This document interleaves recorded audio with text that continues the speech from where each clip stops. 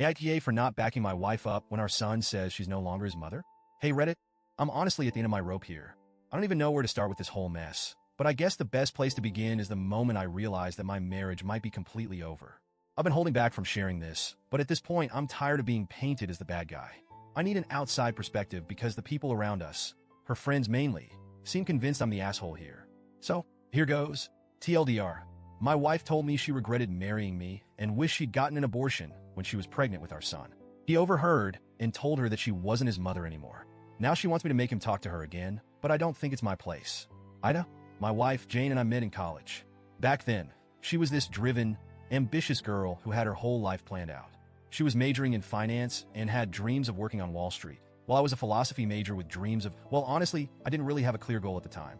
But Jane was something else. She had this energy about her, and she brought out the best in me. We started dating our junior year, and by the time we graduated, I knew she was the one I wanted to spend my life with. We got engaged when I was 23 and she was 22. People said we were too young, but at the time, it felt right. We didn't rush into marriage, though. We waited a few years, saved up some money, and eventually tied the knot when I was 26 and she was 25. I thought we were solid. We had our fair share of arguments, but nothing too major. Honestly, I thought we were happy. Then, a year after our wedding, Jane got pregnant. It wasn't planned, but it wasn't unwelcome either, at least for me. I was over the moon when she told me. I remember sitting there on the couch, watching TV when she just blurted it out. I'm pregnant. I was stunned for a second, then excited. I told her that whatever she wanted to do, I'd support her.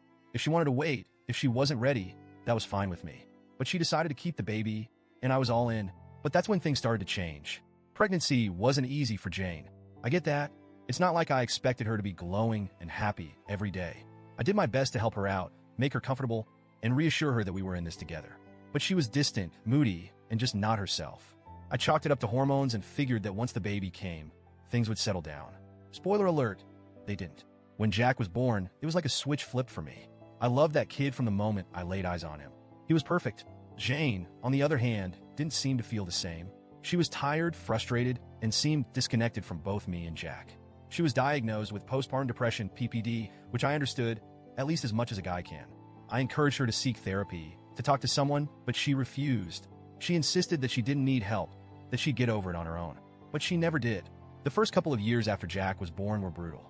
I was doing everything, working full-time, taking care of Jack, paying all the bills, and trying to keep our marriage afloat. Jane didn't want to go back to work, even though I told her it was an option. We didn't have to worry about housing costs because we lived in a second home that my aunt and uncle owned, so we could afford a nanny if she wanted to go back to her career. But she chose to stay at home, except she wasn't really staying at home. She wasn't doing much of anything. She'd stay in bed most days, claiming she was too tired to get up. I'd come home from work, exhausted, and have to take care of Jack because she couldn't or wouldn't do it. I felt like a single parent, even though I was married. I tried to be patient. I really did. I understood that PPD was serious, and I wanted to support her. But after 2 years of this, 2 years of her refusing to get help and leaving me to do everything, I started to resent her. We fought constantly. I told her that I couldn't keep doing this, that something had to change. She needed to get help or go back to work or something, anything to contribute. But she wouldn't listen. Finally, I gave her an ultimatum. Either she got help or I was done. She ended up going back to work, but not in the career she had trained for in college. Instead of pursuing finance like she'd always dreamed of, she took a job at a local cigarette shop.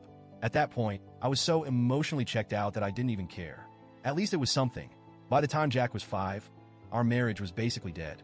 We weren't intimate anymore. We barely talked unless it was about Jack. We were like roommates who happened to share a child.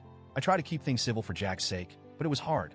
He was starting to notice the tension between us, and I didn't want him growing up in a toxic environment.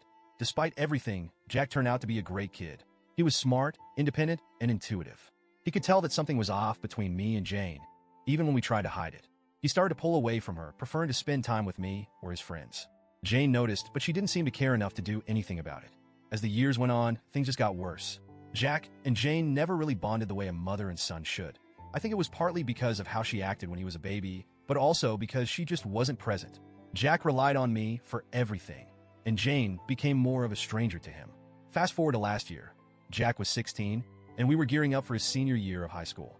He was excited about college, and I was proud of the young man he had become.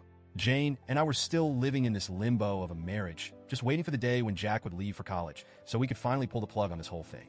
A few months ago, Jane and I got into one of our many arguments. It started out like all the others. Me telling her that I was done, that as soon as Jack went to college, I was filing for divorce.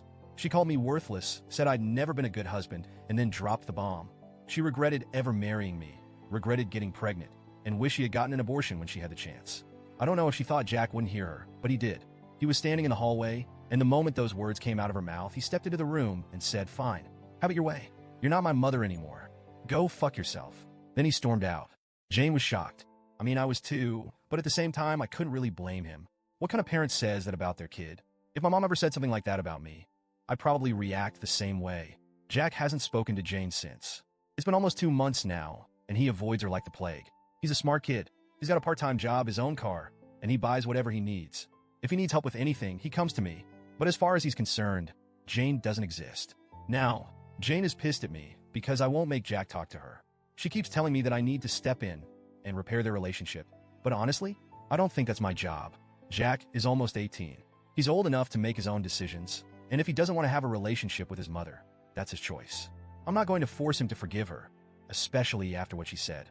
I told Jane that we're done, that I'm leaving once Jack goes to college.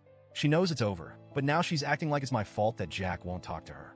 I told her that maybe she shouldn't have said what she said if she wasn't ready to deal with the consequences. Of course, her friends are all on her side. They've been harassing me, saying I'm a terrible husband and that I should have backed her up when Jack said she wasn't his mother anymore. But why should I? She said some awful things, and now she's facing the fallout. It's not my job to fix this. I don't know, Reddit. Am I the asshole for not stepping in and making Jack talk to her? Update. First off, thanks to everyone who took the time to read my post and share their thoughts. I didn't expect to get so many responses, and I appreciate the support and even the tough love that many of you gave me. A lot of you asked for more context about Jane's side of things, and I've been thinking about it a lot over the past few days. To be honest, I don't know if Jane ever really wanted to be a mom. I think she got swept up in the idea of it when she first got pregnant, but once Jack was born, reality hit her hard. The postpartum depression played a huge role in all of this, and I wish she had gotten the help she needed back then. I tried to be supportive, but I realize now that there were things happening beneath the surface that I couldn't fix on my own. It's not like Jane was always a bad mom. There were times when she tried. She'd cook dinner, help Jack with his homework, and even take him out for ice cream sometimes. But those moments were rare. Most of the time, she was distant, wrapped up in her own struggles, and Jack picked up on that. Since my original post, Jane has been trying to reach out to Jack. She's apologized a few times, but Jack isn't ready to hear it. I've told her that it's going to take time, and she can't force him to forgive her. She seems to understand that now, but it doesn't make things any easier. As for me, I'm still planning on leaving once Jack goes to college. This marriage has been dead for a long time, and I don't see any point in dragging it out. Jack is my priority right now, and I want to make sure he's okay before I make any big moves.